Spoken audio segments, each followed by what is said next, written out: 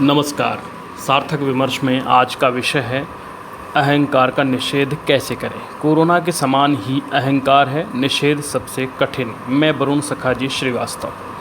अहंकार एक तरह का कोरोना है। यह सीधे तौर पर हमारी सरलता को नष्ट करता है।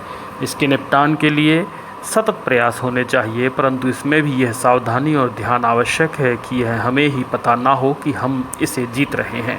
यह कोरोना वायरस से भी खतरनाक ऐसा भाव है जिसका संक्रमण किसी भी तरह से हो सकता है।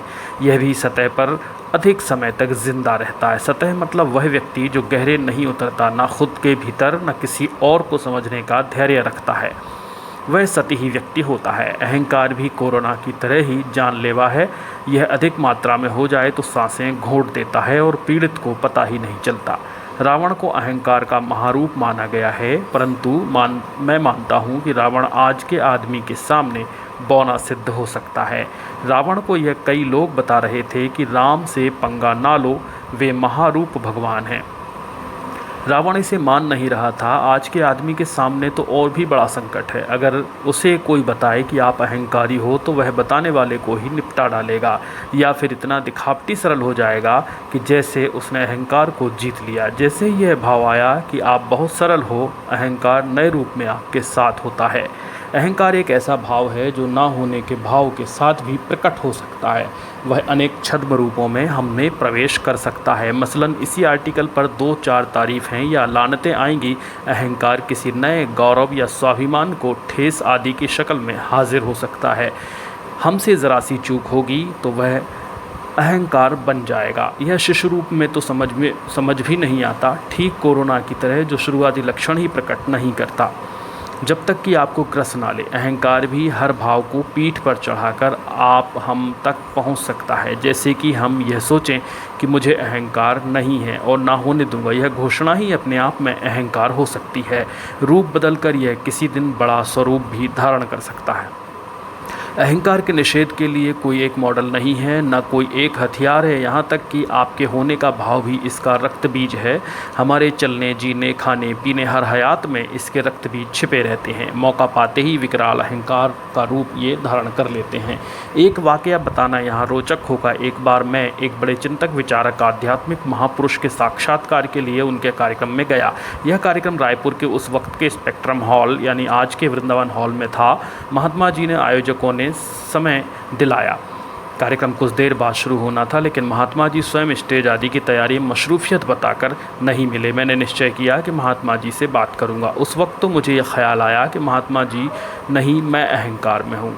शायद इसीलिए उनकी प्रतीक्षा मुझे कठिन लग रही है। फिर लगा हाँ, मैं ही अहंकार में हूँ क्योंकि मैं पत्रकार हूँ। फिर लगा निश्चित रूप से मैं ही अहंकार में हूँ, इसलिए ही उनके बात ना करने से विचलित हो रहा हूँ। इस चिंतन के साथ ही मुझ में एक शांति का भाव जगा, जैसे अहंकार जा रहा है। मैंने सोचना शुरू किया कि अगर यह अहंकार है तो मैं इसे अपने ऊपर हावी नहीं होने दूंगा। महात्मा जी जब तक समय नहीं देंगे मैं विनम्रता से प्रतीक्षा करूँगा।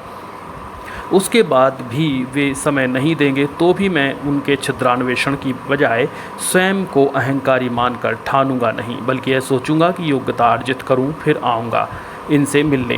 यह सब मानस चिंतन उन्हीं पलों मिनटों में चल रहा था। मैं शांत होता गया और पूरी सकारात्मकता से उन्हें सुनने लगा।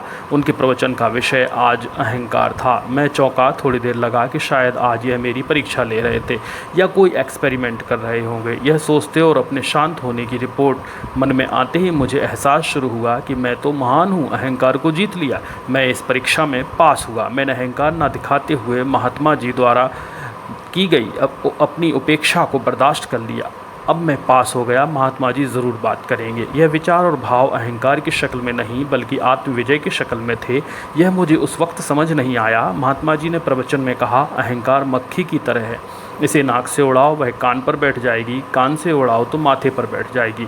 इसलिए इसका पूरा शोधन करना ज़रूरी है। यह सुनकर मुझे एहसास हुआ कि अहंकार को जीतने का जो मुझे आभास हुआ था अभी अभी, वह वास्तव में अहंकार स्वयं था। आत्मविजय की शक्ल में आन खड़ा हुआ। मुझे पता चला ही नहीं। खैर, प्रवचन समाप्त हो चुके थे। मैं अब महात्मा जी से मिलने वाला था। महात्मा जी ने करीब 45 मिनट अहंकार पर बोला था। जब वे पीठ से नीचे आए और मुझसे मिले तो उनके भाव अलग थे। मैंने उन्हें पूरे सम्मान से नमन किया, थोड़ा उनके प्रति भक्ति का भी भाव प्रकट किया। महात्मा जी एक कुर्सी पर बैठ गए। उन्होंने मेरे प्रणाम को बहुत अच्छे तरीके से सम्मान नहीं दिया था, इसलिए मुझे असहजता हुई। समझना मुश्किल हो रहा था कि यह मेरा अहंकार है या महात्मा जी का। बहुत समय तक प्रतीक्षा और आंतरिक चिंतन का दौर चलता रहा। यह तो स्पष्ट था कि यह अहंकार ही है जो महात्मा जी को मुझसे और मुझे उनसे नहीं मिलने दे रहा। अति प्रयास के बाद भी नहीं समझ पाया कि इसका शोधन कैसे किया जाए। जैसे ही यह प्रयास किया जाए कि अपनी ओर का अहंकार समाप्त करो जो कि हमारे हाथ में है, फिर मिलकर देखो। आंतरिक भाव में शायद नमी आए, लेकिन पूरी ताकत के बाद यह तो लगने लगा कि अपना अहंकार कम हुआ होगा, परंतु यह भाव बढ़ने लगा कि महात्मा जी का अहंकार भाव अधिक है। चूँकि वे अपने मोटे ताजे अरबपति पूंजीपति भक्तों से बड़ी मुस्कुराहट और झुककर बात कर रहे थे। यह जानकर मुझे लगा शायद अब जाना उत्तम होगा। बिना साक्षात्कार लिए जाने की घोषणा आयोजकों का असम्मान होता, महात्मा जी का भी असम्मान होता, मेरे अहंकार का उद्घोष होता। ऐसे में यह भी कठिन डगर थी।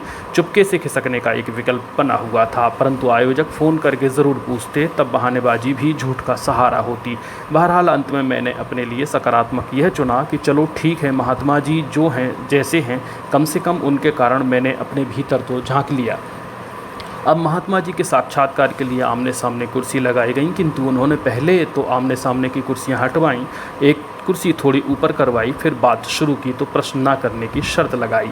यह सब एक पत्रकार के लिए असहज करने वाला था। कुर्सी की ऊंची नीची, प्रश्नों की मनाही आदि अहंकार के द्वार लग रहे थे। अंततः बातचीत हुई तो मैंने पत्रकार धर्म निभाते हुए पहला प्रश्न अहंकार पर किया। वे पहले तो विचलित हुए क्योंकि प्रश्न की मनाही थी, फिर थोड़े अपने आप को साधते हुए बोले, वह सब जवाब जरूर दे रहे थे जो एक विद्वान देता है, मगर जवाब देने के दौरान शब्द, नाद, शरीर भाषा सब में स्वयं श्रेष्ठता का भाव अति प्रकट था। स्वयं श्रेष्ठता का भाव अहंकार बनकर प्रकट हो रहा था।